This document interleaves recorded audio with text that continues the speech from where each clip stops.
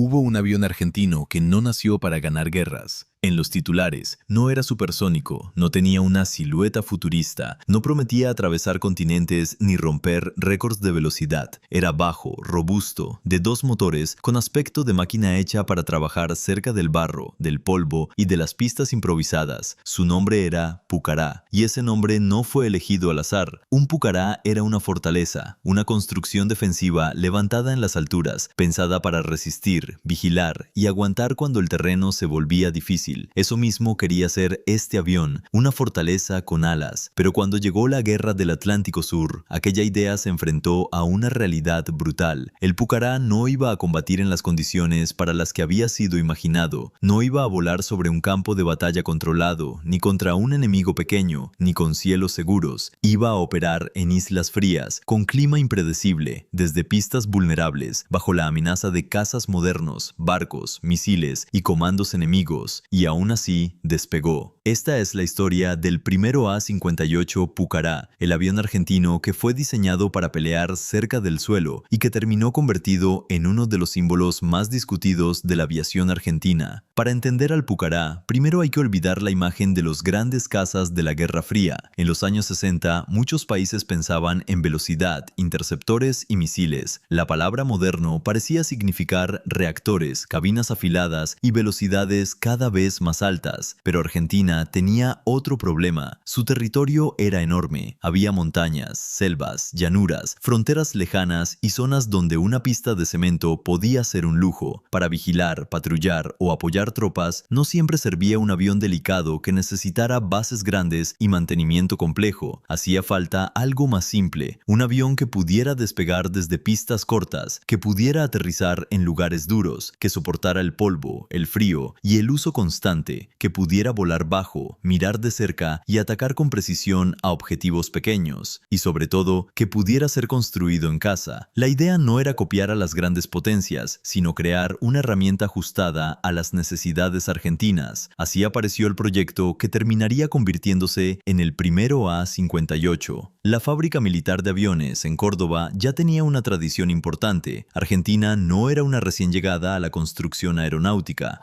Había diseñado entrenadores, aviones de ataque, prototipos ambiciosos e incluso proyectos a reacción que habían llamado la atención fuera del país. Pero el Pucará era diferente. No era una apuesta para impresionar en un salón aeronáutico. Era un avión de trabajo, una máquina pensada para volar todos los días, cerca del frente, con poca infraestructura y con un mantenimiento razonable. El primer vuelo del prototipo llegó el 20 de agosto de 1969. Desde el principio, su aspecto decía mucho sobre su misión. Tenía 2 motores turbohélice, una cabina para 2 tripulantes sentados en tándem, alas rectas, tren de aterrizaje resistente y una estructura que parecía más preocupada por sobrevivir que por verse elegante. No era bonito en el sentido clásico, pero tenía carácter, y en aviación militar a veces eso importa más que la belleza. El Pucará podía operar a baja altura y baja velocidad con buena estabilidad. Eso le permitía observar el terreno, seguir movimientos en tierra y atacar objetivos que para un avión más rápido podían aparecer y desaparecer demasiado deprisa. Además, sus 2 motores le daban una ventaja psicológica y práctica. Si uno fallaba o recibía daño, el avión todavía tenía una posibilidad de volver. Esa era una de sus grandes ideas de diseño. No ser el más rápido, no ser el más sofisticado, ser resistente, ser útil, ser capaz de regresar. En los papeles, el Pucará era un avión de ataque ligero y contrainsurgencia. Podía llevar ametralladoras, cañones, cohetes, bombas y depósitos externos. Su velocidad máxima rondaba los 520 km por hora y su autonomía podía acercarse a los 1400 km según configuración y misión. Pero los números no explican del todo qué era. El Pucará era un avión para aparecer donde el enemigo no esperaba ver una base aérea completa, un avión para operar cerca de tropas propias, un avión para despegar desde una pista que no parecía suficiente. Eso, en teoría, era exactamente lo que Argentina necesitaba. La producción comenzó durante los años 70 y el avión entró en servicio con la Fuerza Aérea Argentina. No era una máquina perfecta, ningún avión lo es, pero sí era una apuesta nacional y eso le daba un valor especial. Cada Cada pucará representaba algo más que metal, motores y armamento. Representaba la idea de que Argentina podía diseñar y construir su propio avión militar para una misión concreta, y durante un tiempo esa idea pareció tener sentido.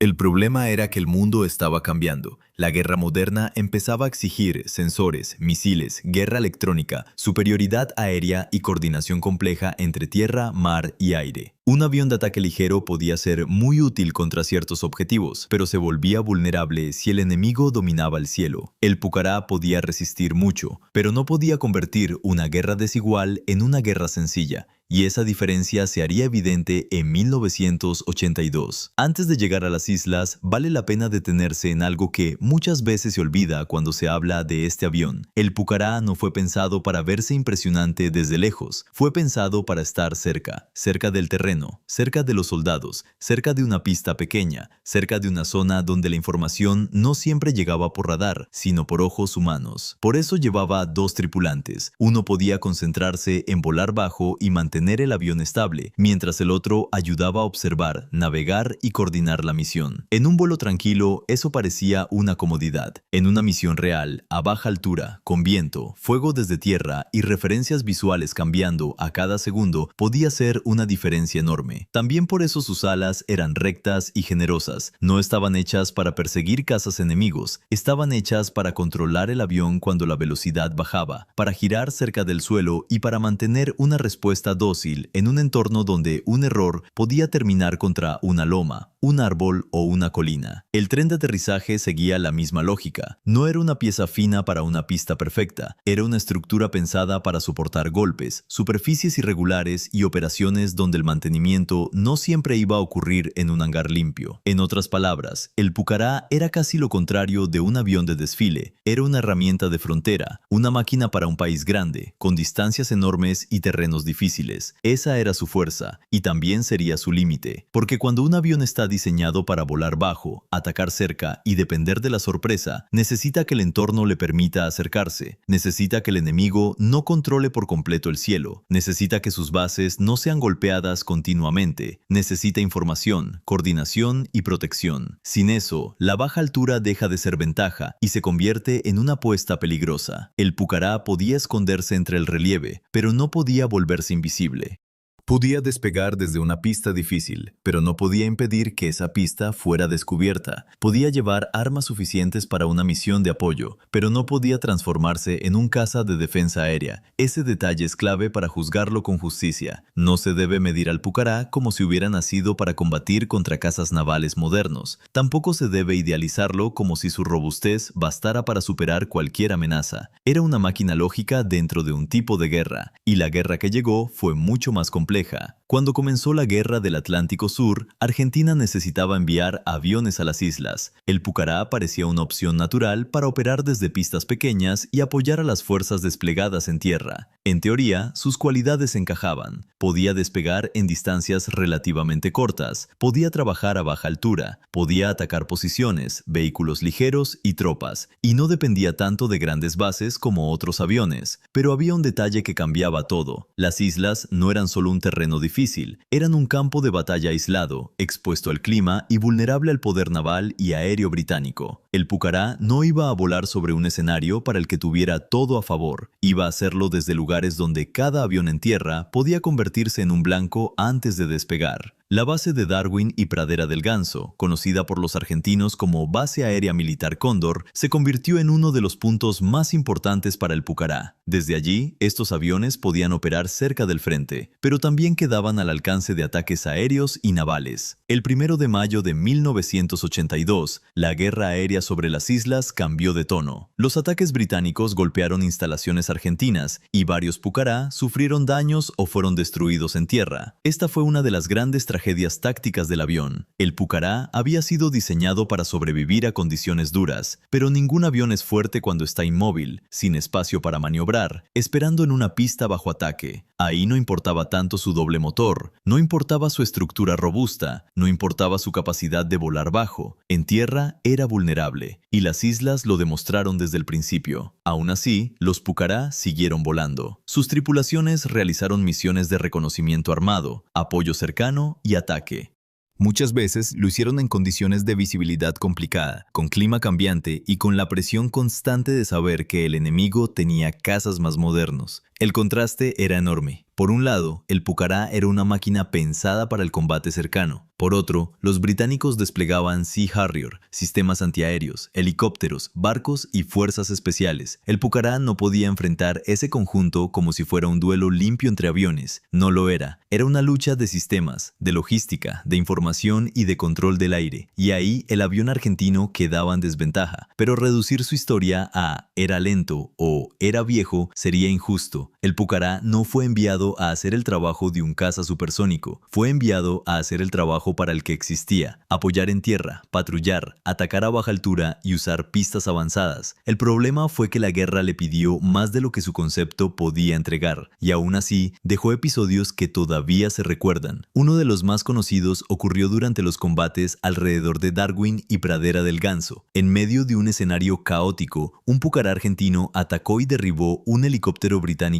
Westland Scout. Fue un hecho poco común. Un avión de ataque ligero derribando un helicóptero en combate. No cambió el resultado de la guerra, pero mostró algo importante. El Pucará no era una pieza decorativa. Si encontraba una oportunidad, podía ser peligroso. Su armamento frontal, su estabilidad a baja velocidad y su capacidad para mantenerse cerca del terreno lo hacían útil en combates muy concretos. Pero esas oportunidades eran escasas. La mayoría de las veces, el problema era llegar al objetivo, encontrarlo, atacar y volver sin ser detectado o interceptado, y en las Malvinas cada vuelo era una apuesta. La geografía tampoco ayudaba. El terreno abierto, el clima frío, la niebla, el viento y la falta de infraestructura hacían que cualquier operación aérea fuese complicada. Para aviones más grandes, el problema era la distancia. Para el Pucará, el problema era la exposición. Podía estar cerca del frente, pero estar cerca también significaba estar cerca del peligro, y ese peligro no siempre venía del aire. Los comandos británicos atacaron posiciones argentinas y destruyeron aeronaves en tierra en operaciones nocturnas. Para un avión que dependía de bases avanzadas, ese tipo de amenaza era especialmente grave. El Pucará era fuerte cuando volaba, pero no podía defender solo su pista.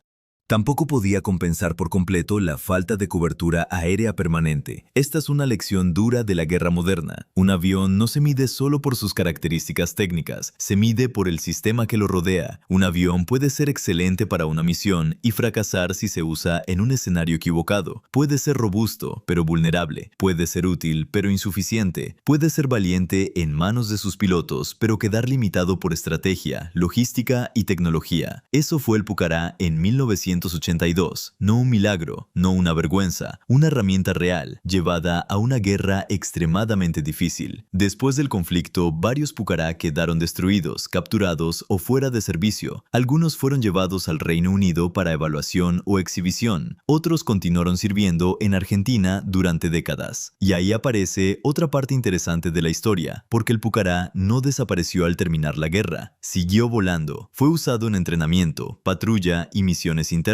También fue ofrecido y exportado a otros países. Uruguay, Colombia y Sri Lanka llegaron a operar versiones del avión, cada uno en contextos diferentes. Eso demuestra que, más allá de sus límites, el concepto tenía valor. Un avión sencillo, resistente, relativamente económico y capaz de operar en lugares complicados podía seguir siendo útil en países con necesidades específicas. Pero el tiempo no se detiene. Los sistemas modernos de defensa aérea, los drones, los sensores, los aviones de ataque más avanzados y la disponibilidad de helicópteros armados fueron reduciendo el espacio para una máquina como el Pucará. Lo que en los años 60 parecía una solución inteligente, décadas después empezaba a verse como una idea de otra época. Argentina intentó modernizarlo. Hubo proyectos para mejorar motores, aviónica, comunicaciones y capacidades de vigilancia. La idea era transformar parte de la flota en una plataforma más moderna, capaz de cumplir misiones de observación y patrulla con mejores sensores. Pero modernizar un avión antiguo siempre es una pelea contra dos enemigos. El primero es técnico, el segundo es económico. Puedes cambiar motores, cabina y equipos, pero llega un momento en que la estructura original marca límites y cada mejora cuesta dinero, tiempo y apoyo político. Aún así, el Pucará siguió siendo querido, no solo por nostalgia, sino porque representa una etapa en la que Argentina intentó construir una capacidad propia.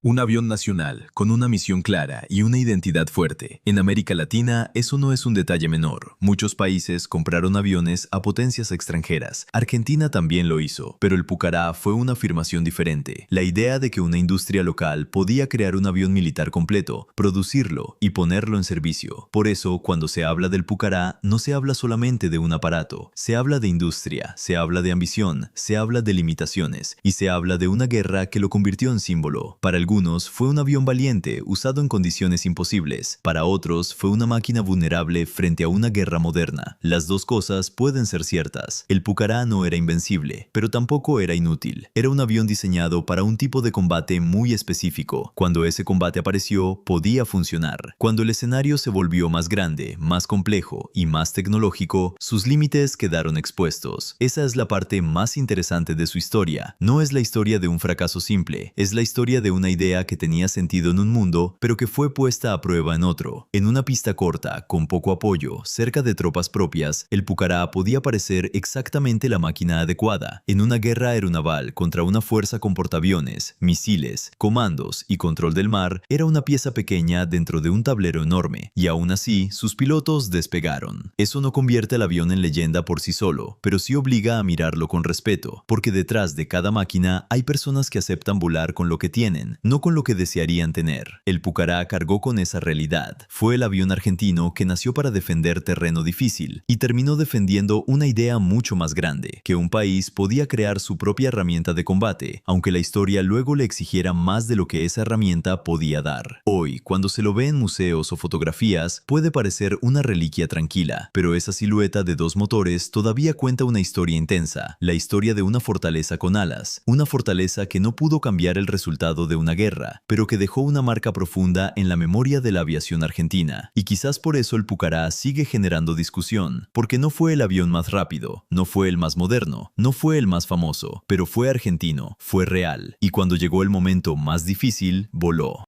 Si te gustan estas historias de aviones poco conocidos, máquinas con defectos, aciertos y destinos inesperados, suscríbete al canal. Aquí seguimos rescatando aeronaves que no siempre ganaron la guerra, pero que sí dejaron una historia que vale la pena contar.